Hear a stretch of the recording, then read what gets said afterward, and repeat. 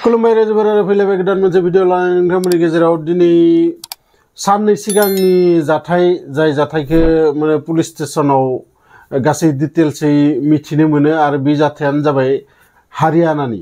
नोंथांमोना भिडिअखौ जोबजासिम नायलांबाय था जे जोंनि दुनियायाव बेफोरबायदिबोदि मानसि थानो हागोन नोंथांमोना साननानै माने मोननाय नङा। ओरैबायदि डेन्जारास प्लेनिं खालामबाय थायो सुबुंफोरा, ओरैबायदि माने मुगैथाव खामानिफोरखौ मावो जायखौ माने जोङो साननानैनो मोना बेफोरबायदिबो खामानि सोरबा जेन मावनो हागो। आसलथे हौवा हिन्जाव सानै आरो बिसा फिसाला सानै दंमोन। फिसाला सानैयाबो जाबाय सासेया 7 बोसोरनि आरो सासेया 9 बोसोरनि गेदेरानो। आरो बिसा हाबा जानायनि उननिफ्रायनो एसे माने दावराव दावसि सालायगासिनो दंमोन आरो हौवा हिन्जाव सानैबो बिसोर माने जुदा जानो थाखाय कर्टआव बिसोरनि केसा सालायगासिनो दंमोन। आरो कर्टआव केसा सालायनाया माने प्राय 2 बोसोरनि उनाव माने जाजआ बिनि रिजाल्टखौ होयो जे बै फिसाला सानैया हिन्जावजों थानो मोनगोन, बै हौवाया मोना। नाथाय हौवाया जोबोद नागिरदोंमोन बै फिसाला सानैखौ गावजों लाखिफानो, नाथाय कर्टनि जि अर्डार बेनि अर्डार हिसाबै बै हिन्जावासो मोनलाङो गथ' सानैखौ। आरो गथ' सानैखौ लाना थांनानै बियो माने न' भारा मोनसे लानानै बेयाव थाहैयो। सिगांनिफ्रायनो फिसा मोनसे साख्रि मावखायोमोन बियो आरो बिदिनो बिनि न'खरा सालायगासिनो दंमोन। आरो बेदि जुदा जानायनि मेन कारना जाबाय हाबा जानायनि प्राय 6 बोसोरसो उनाव गुबुन सासे सेंग्राजों बियो माने गोसो थोलायोमोन बै हिन्जावा। आरो बे बाथ्राखौनो जेब्ला हौवाया मिथियो बिसोर न'आव आरो बांसिन सिगांनिफ्रायनो दावराव दावसि जाखाबाय थायोमोन। आरो जेब्ला बै बाथ्राखौ मिथियो बिनि उनाव बांसिन दावराव दावसि जायो आरो सानैबो नांलायलायबाय थायो आरो बिदिनो बै बाथ्राया कर्टहालागै मोनहैयो। दानिया जुदा जाबाय सानैबो आरो बै गथ' सानैया स्कुलाव थाङो, गावाबो खामानियाव थाङो। सानफ्रोमबो फैनानै माने न'आव मोनफैबाथाय गथ' सानैया बाहेरावनो गेलेबाय थायो गथ'फोरजों, गावसोरनि लोगोफोरजों। आरो बिमाया फैबा जेब्ला दरजा खुलियो अब्ला माने न' सिङाव हाबो। आरो बिदिनो बोसोरनै बोसोरथाम सालायगासिनो दंमोन। आरो जाय जि गोसो थोनाय हौवा सासेया बेबो गेजेर गेजेर फैबाय थायो बिसानाव, गथ'फोरखौ माब्लाबा स्कुलाव लाङोबो, माब्लाबा लानाबो फैयो। थिग बिदिनो बिसोरनि संसारा सालायगासिनो दंमोन। नाथाय बियो हिन्जावा बै हौवाजों हाबा जाथारथाराखैमोन।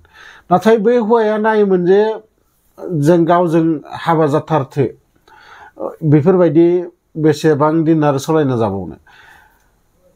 आरो बिनि थाखाय बै हिन्जावा आरो बुङोमोन जे गथ' सानैयानो देरथारबाय, माबोरै दा हाबा जाबावनो नोंजों, माबोरै नोंजों संसार बानायबावगोन आङो।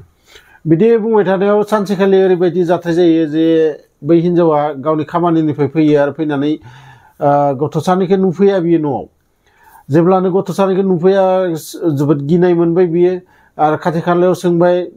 बै गथ'फोरनि जि पेरेन्टस लोगोफोरनि पेरेन्टसफोरनावबो फन खालामनानै सोंहरबाय जे ओरै थोरै जोंहानि गथ'फोरा नोंसानाव थांदों नामा, दिनै न'आव मोनफैयाखै। आरो बिदिनो नागिर प्राय हरनि 9टासो जायो, जेबो माने सुलु मोना गथ'फोरनिया अबेयाव दङ अबेयाव मायो। बिनि उनाव बे हिन्जावा पुलिस स्टेसनाव खबर हरो जे ओरै थोरै जोंहानि सानै गथ' नामफोरखौ खोन्थायो आरो बैसोफोरखौबो, आरो फट' गांनै बै वाट्सएपआव फथायनानै हरो पुलिस स्टेसनाव। आरो लोगो लोगो दसे उनाव पुलिसा मोनफैयो। बेयाव मोनफैनायनि उनाव बयनिख्रुइ सिगां बैदि सिगांनि हौवाया बिनिसिमसो माने सन्देहआ थाङो पुलिसफोरना।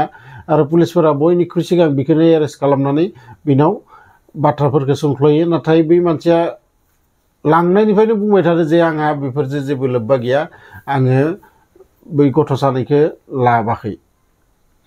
आरो जेब्ला बिदि बुङो पुलिसफोरा उपाय गैयि जालांबाय। दा सोरनाव सोंनो मानो बै हिन्जावनाव सोंबाय जे नोंहा सोरबाफोर बिदि सन्देह दङ नामा जे नोंनि गथ'फोरखौ सोरबा बेफोरबायदि लांनो हागौ, बा नोंखौ सोरबाफोर बिदि सिगांनो माने सिगिदो नामा जे नोंनि गथ'फोरखौ बुथारगोन, माबागोन बा किडनेप खालामगोन। बिदि बुंनायाव बे हिन्जावा बुङो जे नङा नङा आंखौ दिनैसिम रावबो बेफोरबायदि बुङाखै आरो आंहा रावजोंबो बिदि सत्रुबो गैया। बिदिनो साननै जाबाय, साननै जानायनि उनाव माने पुलिसफोरा जेबो सुलुखौनो मोनासै जे सोर आसलते बे गथ' सानैखौ बुथारदों। बेनि उनाव पुलिसफोरा सानबाय नङा नङा बिदिबा जानाय नङा, बै हिन्जावनि मबाइलखौ लाना थाङो आरो मबाइलखौ लाना थांनानै बे मबाइलनि जि कल रेकर्ड माबा गासैखौबो माने डिटेल्सखौ दिहुनजोबो, CDR होनना बुङो बेखौ। आरो बै CDRखौ जेब्ला दिहुनो बेयाव बांसिन बै हिन्जावा रायज्लायनाय माने फन नाम्बारानो जाबाय बै सासे गोसो थोनाय हौवानि।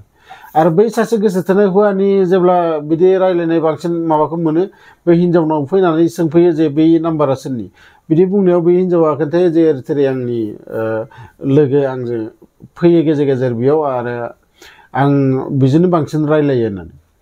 बिदि बुंनायाव बै मानसिनिसिम थाङो आरो थांनानै बै मानसिखौ हमनानै लाना फैयो। लाना फैनायाव फार्स्टआवथ' बियो थगायदोंमोन, नङा नङा आं बेफोरखौ जेबो माबायाखै होननानै। नाथाय उनाव बे मानसिखौ माने ट्रचार जेब्ला खालामो अब्ला बे मानसिनि खुगानिफ्राय गासै जि बाथ्राफोरा ओंखारजोबो आरो बेयो आसलते स्कुलनिफ्राय लाना फैदोंमोन। लाना फैनानै हाग्रा गेजेराव लाना थांना बै गथ' सानैखौ माने गोदोनायाव सेथेना बुथारो आरो बै जायगायावनो थांनानै पुलिसफोरा अब्लासिम बे गथ' सानैया बेयावनो माने गोलैसोना दंमोन। आरो नोंथांमोना नाय माबोरै घटना जालाङो, सोरनि गोसोआव मा हाबना थायो, मब्ला सोरखौ मा खालामनो हायो जेबो हमना मोना जोङो। गतिके साबधान था, नोंथांमोनाबो मोजाङै था, बेफोरबायदि जाथायनिफ्राय जाथायाव जाहाथे गोलैया नोंथांमोनाबो। बेनि थाखायनो आं नोंथांमोननि थाखाय बेफोरबायदि भिडिअ लाबोबाय थायो। जायफोरा गोदानै आंनि चेनेलाव फैदों नोंथांमोना चेनेलखौ साबस्क्राइब खालामना ला, मानोना आं बेफोरबायदि भिडिअ नोंथांमोननि थाखाय लाबोगासिनो थायो। लोगो मोनगोन नेक्स्ट भिडिअआव, अब्लासिम गोजोन्थों।